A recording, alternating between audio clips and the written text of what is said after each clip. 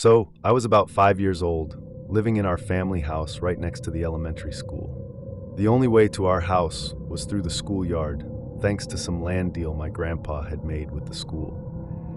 Whether he was forced to give up the land or donated it, nobody really knows for sure. In the schoolyard, there was this old water pump, a Jetmatic. By day, it was just a regular rusty pump, but come night, it would turn into something out of a horror movie. The lever would move up and down rapidly on its own, as if an invisible hand was frantically pumping water. It was creepy and sent chills down my spine every time.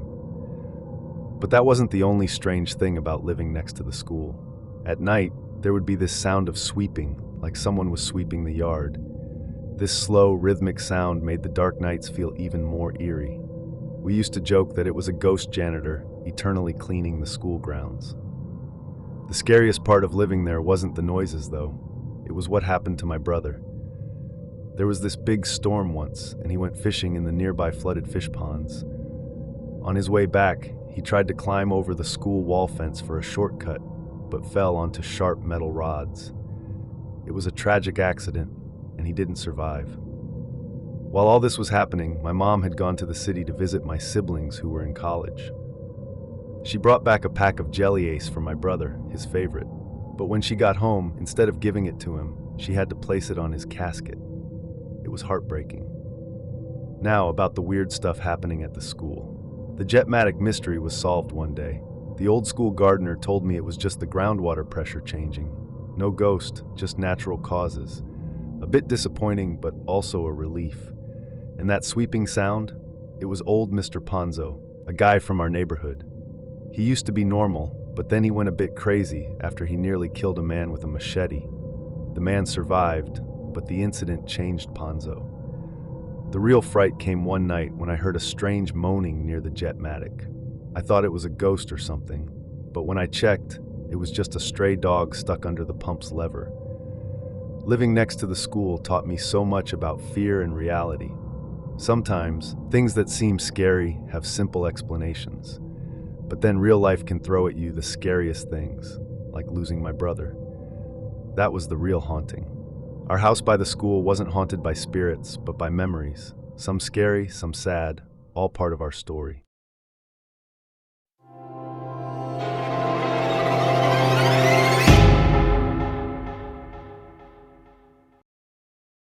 So, I was this teenager who ended up living with my sister. Her husband was working abroad, and she had just given birth to a baby girl, with 2 other kids already filling the house with noise and chaos. I was there to help out, doing chores and taking care of the baby. Honestly, it was a tough gig, but it beat going back to my own home, which had its own set of problems. They put me in this room on the 2nd floor, a room that once belonged to my brother-in-law's grandmother. Now, everyone in the family was spooked by this room. They said it was haunted, with eerie footsteps heard at night, like someone dragging their feet on the floor. I never believed in that kind of stuff, though. But then, on my first night there, I heard the footsteps. It was this slow, dragging sound that made the hair on the back of my neck stand up. Despite being freaked out, I went to my sister about it. She offered to let me sleep in their already crowded room, but they were already 4 in there, and it was tight. So, I decided to stick it out in the 2nd floor room. Each night, those creepy footsteps would return, haunting the silence. I was scared, but I kept telling myself it was better than going back home. I tried to ignore it, but it was tough. Then, one night, I couldn't take it anymore.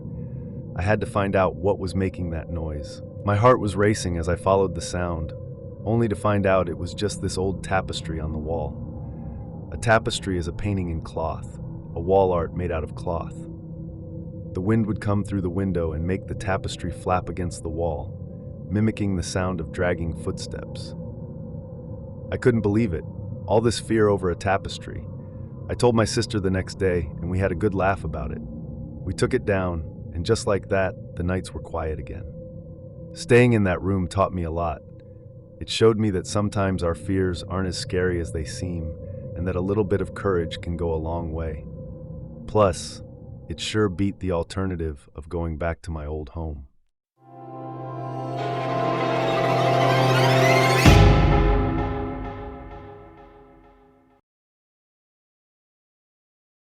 In our college, there's this old science lab that's the talk of the campus.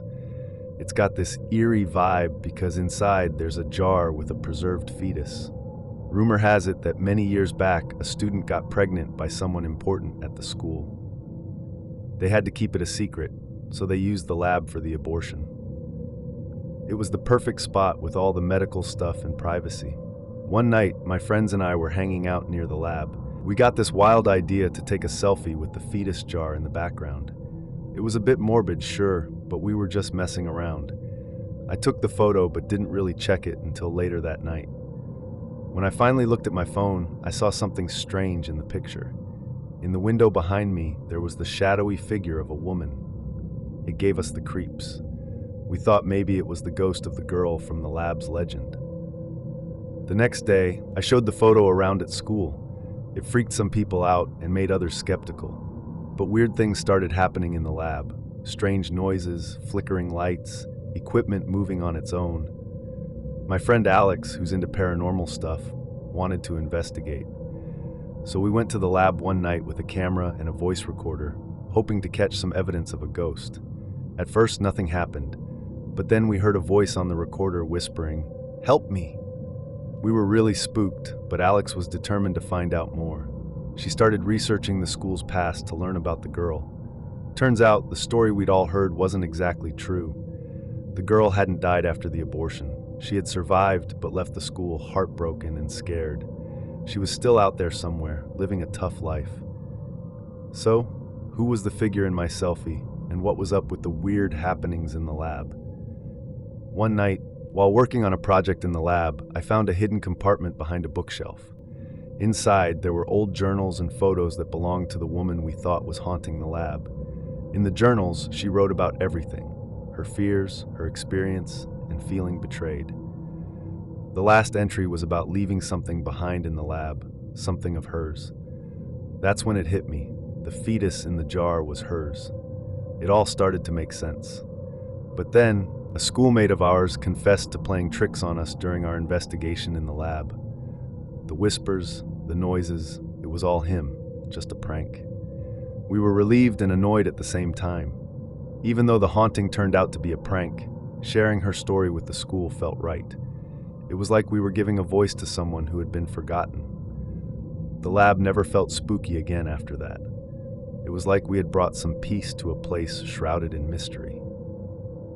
And that was more than enough for us.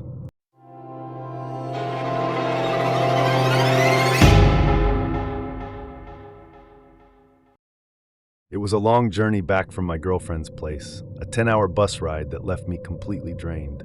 But I had to get home, and the thought of dozing off on the way was not an option.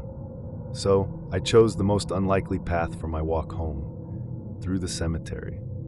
It was an odd choice, but I knew the eerie quietness and the solitude would keep me wide awake.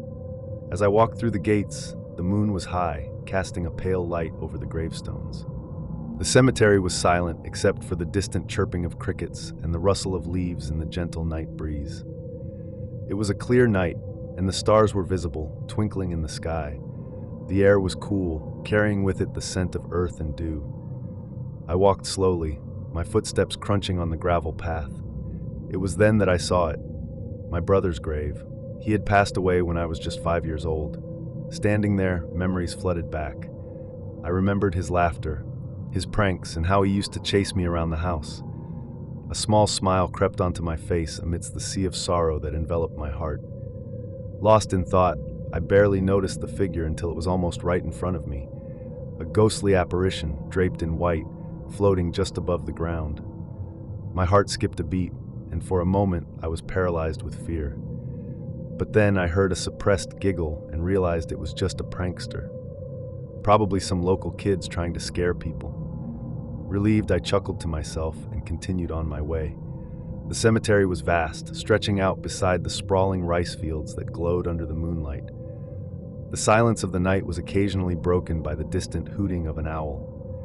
As I neared the exit of the cemetery, my attention was caught by a sudden commotion. A motorist, probably startled by the prankster ghost, had swerved and fallen into the irrigation canal beside the road. I rushed over to help, calling out to see if he was all right. The motorist was shaken but unharmed.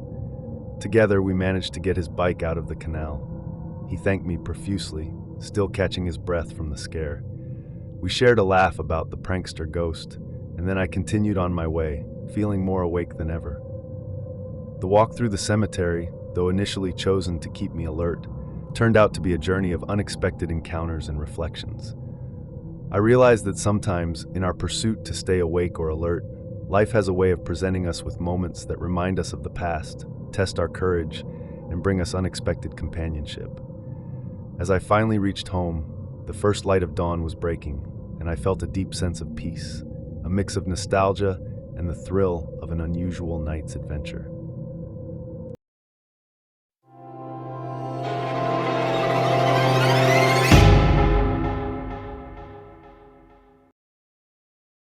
So let me tell you about my life as a freelance programmer. It's not just a job for me. I absolutely love coding. It's like once I start, I enter this zone where time just doesn't exist. Hours fly by like minutes, and before I know it, I've been at it for way too long. It's my passion, but it's also kind of a curse, you know? I had to leave home because it was just too chaotic there. My parents always arguing, and all that noise made it impossible for me to concentrate. I needed a quiet place to code, so I moved out. But with no financial support, I had to grind hard to pay the rent. As a freelancer, if I'm not coding, I'm not earning. My little apartment became my sanctuary and my prison.